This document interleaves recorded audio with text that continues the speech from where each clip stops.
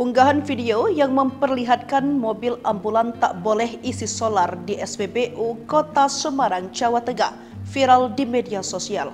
Video tersebut viral setelah diunggah oleh salah satu akun Instagram. Yang bikin heboh, sebuah keranda jenazah sampai diturunkan di SPBU tersebut. Peristiwa itu diketahui berada di SPBU 41500128, Jalan Brigjen Sudiarto, Penggaron, Kota Semarang pada Kamis 10 Oktober 2024. Area Manager Communication Relation and Corporate Social Responsibility Jawa Bagian Tengah, PT Pertamina Patra Niaga, Brasto Gali Nugroho membenarkan kejadian tersebut. Brasto pun mengatakan ambulan tersebut tidak memiliki QR kode untuk pembelian solar bersubsidi. Brasto mengatakan mobil ambulan tersebut belum memperpanjang pajak nomor polisi kendaraan 5 tahunan alias nomor polisi mati. Pendaftaran QR kode juga memerlukan nomor polisi yang hidup atau tidak mati karena pendataan QR kode sudah terhubung dengan Korps Lalu Lintas Kepolisian Negara Republik Indonesia atau Korlantas Polri. Informasi yang dia dapatkan, mobil ambulan tersebut juga sempat akan menggunakan QR kode mobil lain yang berada pada SPBU tersebut. Hal tersebut tidak diperbolehkan dan dibenarkan